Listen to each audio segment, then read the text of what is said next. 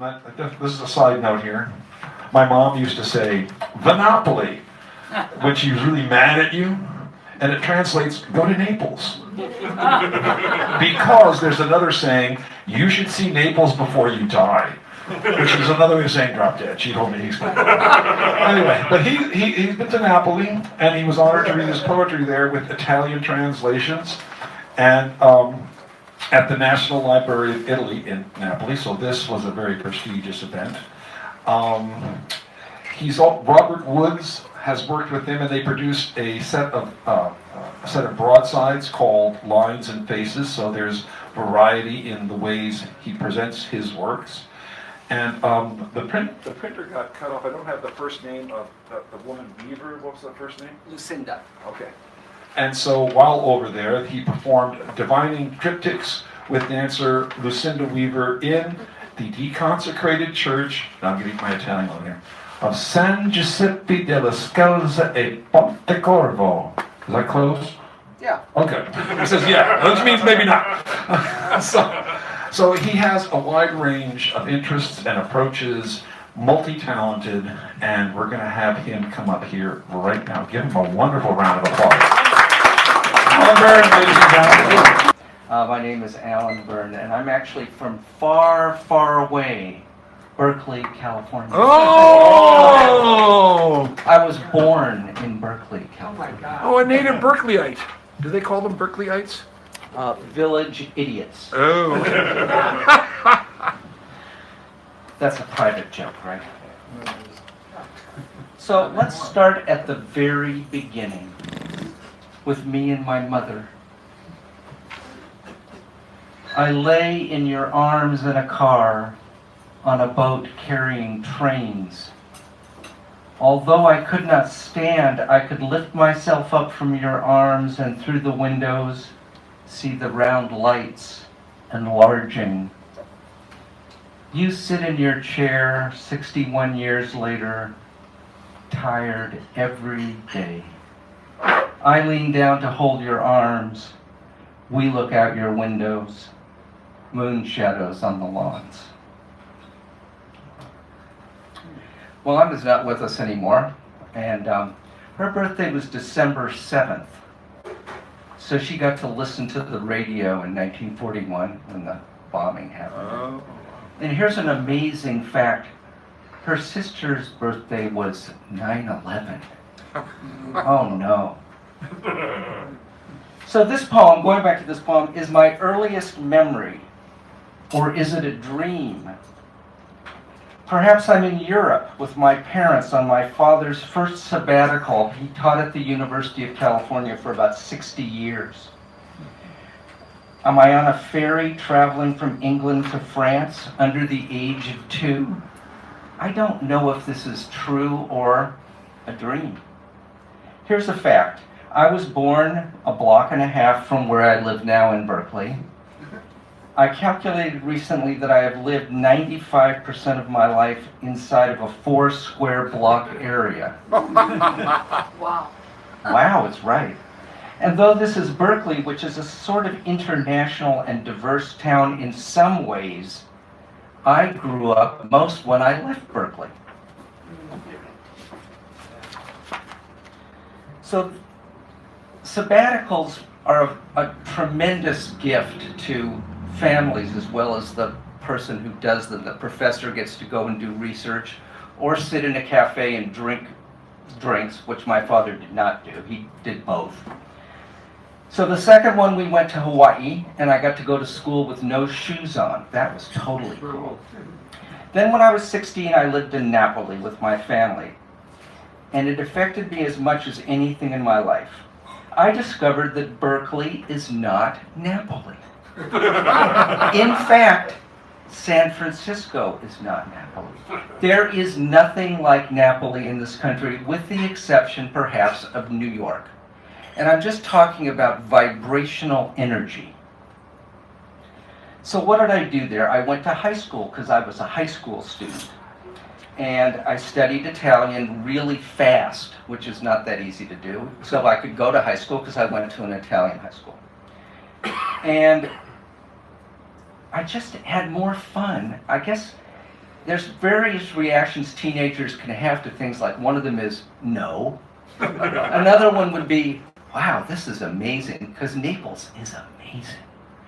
And I even liked walking around and looking at the huge piles of garbage because they weren't getting picked up and seeing the rats go in and out. That's actually not that great of a thing, but that's how attached I was to this place.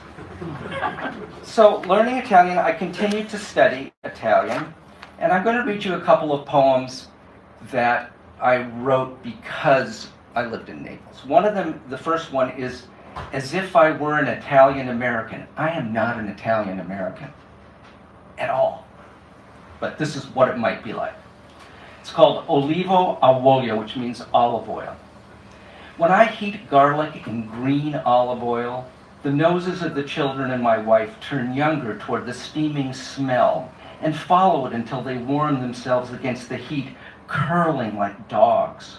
They find an old, sharp knife propped against an uncut bunch of heads and ask why I have used but a bit of it, when I could have minced it all and fried it. Like silk lingerie, the skin, oil moistened by hot splatter, slicks off into my hands. In a snap, they are even younger, whining as the neighbors open out their windows and call to us, "What is that noise, that smell?" Now the whole neighborhood is awake and hungry. Everyone is yelling and asking me, "When will the dish be cooked? When can we eat?" How can I estimate that just amount to make for a ravenous block whose city street runs flying without perspective into a rural distance?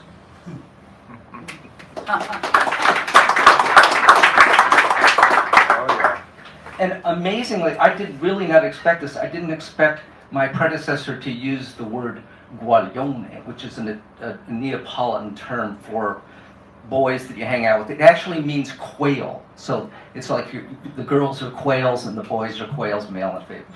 And then Vedi Napoli e poi muori. So I wrote this poem called See Naples and Die, which is Vedi Napoli e poi muori, and I sent it to my friend Marco, who translates some of my poems in Naples, and he said, "I don't like that poem." And I said, okay, it has a lot of Neapolitan, which I'm not going to spend a lot of time translating because it's too obscene. And then a couple years passed, and he wrote me an email and said, "Do you have any poems that are about Naples? Because they're putting together this issue of a magazine, and they want an American to send a poem, and I'll translate it, and it'll be great." So I sent him the same poem, and of course he completely forgotten that he didn't like the one. He said, "This is a really good poem."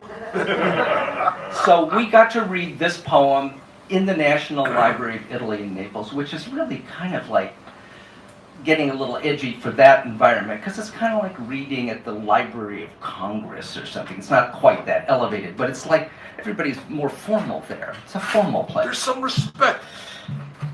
Respect. So, see Naples and die. Vedi Napoli e poi muori. Marco, more pie, more pizza pie. Stai inguaiato. The oven's not even hot. Way, blessed mother, he's a know-nothing, but is he okay? Well, he does have idioms, and when the GI asks him how he's doing, he comes back with Tengo wawada, thank you. 2 long wallets ready to rupture. Sfacim, he says he has sperm in his hand towel and doesn't know whether to put it. What a fucking bother. But in this mess of traffic here and there, cars on every sidewalk, he is a sprinting quail, as the good Napolitani say. Eno bravo guaglione. A directed messenger carrying fresh fish fillets wrapped tightly in yesterday's news and running like a damn madman for his precious life. So those poems are in this book, which has an odd title for poems about Naples and other things. It says Water Walking in Berkeley. So there's a lot of poems about Berkeley. And then there's some other poems about Italy and even some other places. So I'm actually like pausing my reading for a second because in order to get to the next section, I want to read a poem by somebody else. The name is Akua Leslie Hope, who wrote a poem about Jamal Khashoggi, who we are thinking about tonight for so many different reasons. And you'll see my like personal reason in a minute. And this is written as if she were his beloved. That's why it sounds like it sounds. They used our marriage needs to lure you, my beloved, to the Saudi embassy in Turkey, my beloved. Outside day cooled tonight's concern, my beloved. Waiting long hours for your return, my beloved. I hear again the call to prayer, my beloved, and wonder why you are not near, my beloved. It seems your life has been undone, dear beloved, hacked by 14, led by 1, my beloved. 15 murderers arrived, sweet beloved. In state-sanctioned secrecy they hide, my beloved. What can we do but weep and moan, my beloved, knowing now you're truly gone, my beloved? Your critiques considered measured, mild, my beloved. I weep for our unbegotten child, my beloved, in many days of unspent joy, my beloved. All the words left unemployed, my beloved. Words of hope that you might say, my beloved. All the ways you worked for change, my beloved. So that's a powerful poem. Love it. And he was going to get his marriage license. He went was. to get his marriage Yes, so license. this whole thing is, I mean, this is not written by Vito Mussolini. Benito. Benito. Yes, we need no more Benitos. Thank you. So just to get back to her, she has a book coming out. It's out already called Them Gone in 2018. She's also an artist who creates sculpture and crochet and all kinds of other things. So she's kind of multifaceted. So reading that takes me to a slightly different mood. And I want to talk about somebody who's important to me as a nice Jewish fellow from Berkeley. And I think important for like where we are right now. And his name is San Francesco d'Assisi. So that's St. Francis of Assisi. So these are several poems about him, or to him. Hymn to San Francesco, who honored morning, even the darkest hour of the wolf. Now I hear his birds begin, and their songs mean light comes. Here, I stretch over my scapula across the bed and drive back down to the dream I had in sleep.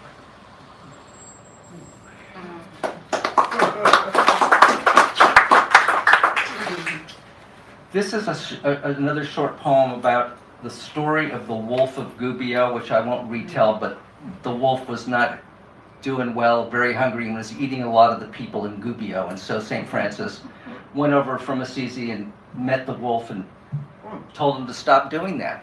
Oh, wow. The Wolf of Gubbio. Francesco holding the paw of the great wolf of Gubbio, his nails sunk deep into your palm. This trust attracted you to pain and the joy within it.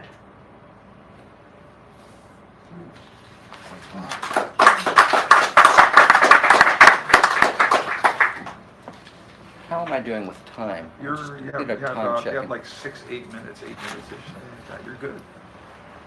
That I have left or that I've done? that I've left. left. Yeah. Sorry. So thank you. So just a comment on St. Francis. Being in Italy got me to read some of his writings. He wrote a lot of things, and some of them were early Italian poems that's not in Latin and not in dialect, but in an Italian kind of northern Italy. And one of the poems that I wrote more recently actually won a prize. And I want you to keep that in your mind, and because it will come up again at the end of the reading. And it's written about the stages of his life as Giotto painted them in the Upper Basilica in Assisi. So you can go online and look at these. They are amazing paintings, one after another of his life, or his life as understood by somebody a couple hundred years later.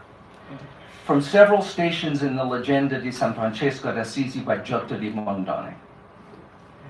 The sky hand of God, two-fingered sign to the raised prayer hands of Francis. Shall never forget that moment and the poor man saw my cape over the ground for him too. I cannot believe that I exist without flames running down my back. Unless timepieces crack, the human father dies first, leaving the child alone on a short porch looking out over a rich, deep valley. Though Francesco points over his angry father's head, Assisi now recalls the saint's parents in cold bronze, broken chain in mother's hands. Green bird, Francesco, fly up to your perch in air, uncaged throne of wood. This is what scared me most, the disappearance of my heart, and that no one knew the difference.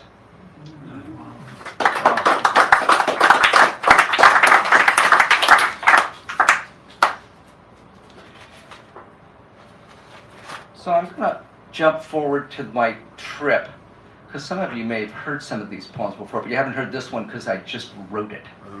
Not like in the last 10 minutes, but recently.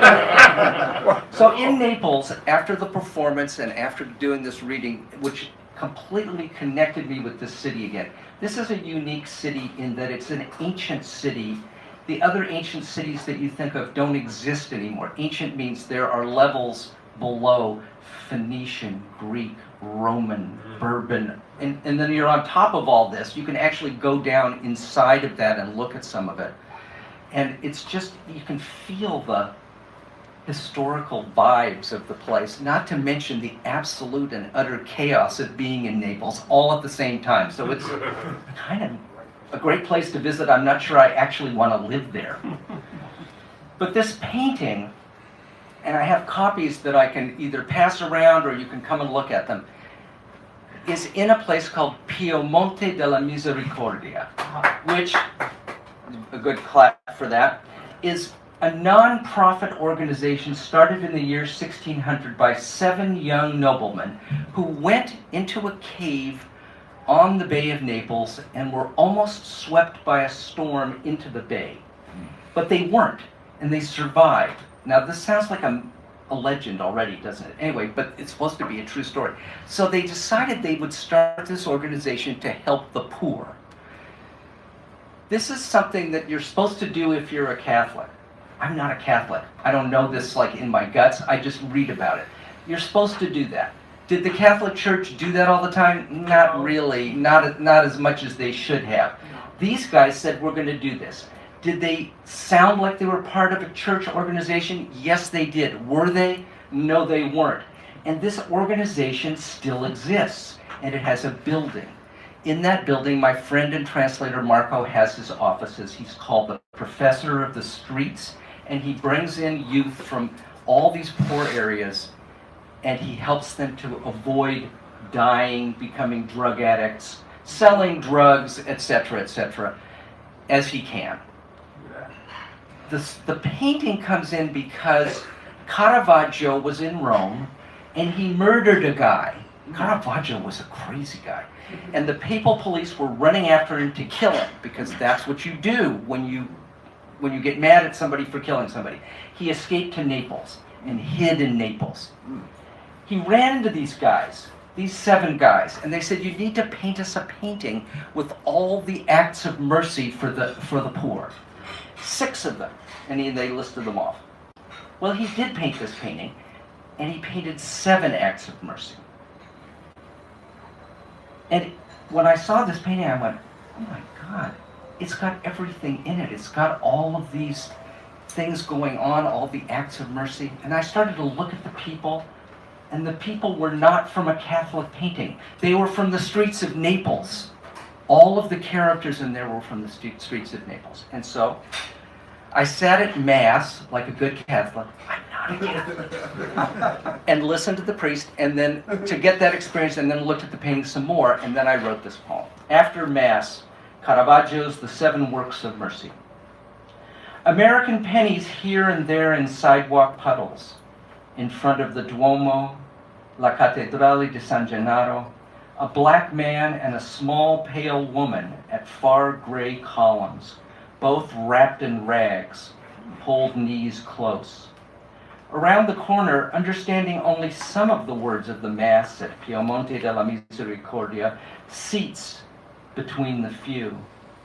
Hearing the young priest speaking in crisp words, a Beatrice enters at the last prayer, standing, her head hung, all of us under Caravaggio's grand Le Opere di Misericordia.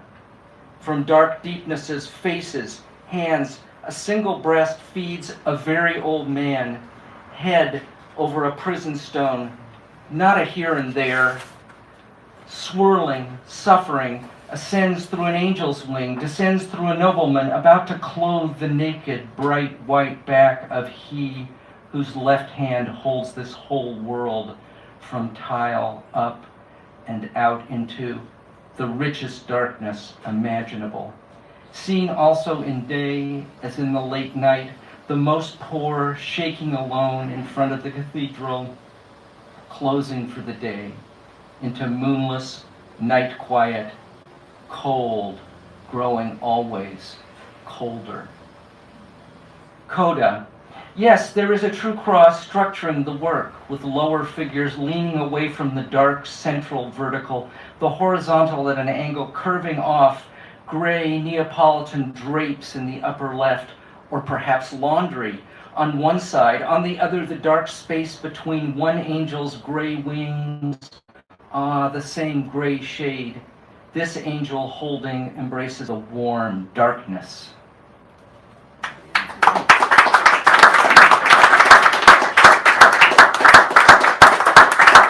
So I urge you to look at the painting. I put the pictures, but look at it, read about it. It revolutionized painting at the moment structurally. Chiaroscuro was this method of making great darkness and bringing light out of it, and he was the master of chiaroscuro. Am I done with my time? Yeah, why don't you give us a nice little dessert? A little dessert thing. Perfect. I'm going to do the dessert because then I have a surprise for everybody. All right. So we're back in America. Here we are. Totally changing everything. This poem is called Key System. Everybody know what Key System is? Yeah. The trains that used to run Right. East Bay to San Francisco. Before I knew that Grandpa Sam had come from Prussia, he visited us in Berkeley with Grandma Ethel, who came from a Russian town whose name made her laugh out loud when I showed her a map from my homework in geography years later. Her town on a map. Sam was a silent man, even more to his wife, laughed only when he watched Friday night wrestling on TV, his only visible pleasure besides his work. He owned a thriving braid business, and when his workers struck his factory, he joined the picket line and brought them snacks and a hot tea. He was so upset by the strike that he almost wept and settled as quickly as he could manage. Sam introduced me to his foreman and his workers and showed me how the amazing machines ran, and he assumed that I would join the business, unlike my mother and her sister. Sam's son Willie was set to take over, but no other relative had stepped in beside him, and Sam worried. I love these grandparents, especially Grandpa Sam. On this visit, Sam took me on a Key System train on the Bay Bridge lower deck to San Francisco. I recall boarding the train and sitting with them, but not the arrival in San Francisco. It may have been my first trip across the bay, and I'm certain Sam would have brought out his small Swiss scissors to snip a thread. I craved those scissors, and years later he gave them to me. They are still sharp and shaped snub-nosed, much like his wide, strong fingers. Sam only arrived, in part, in his new land. Some of Sam's workers, like many of those who built our Bay Bridge, never wholly arrived here either. On my trip across the Bay Bridge, I arrived, but I do not remember it. Perhaps children are always immigrants like Sam and Ethel, except, unlike both of them, children may more easily recognize their way before they die. Ellen Bern!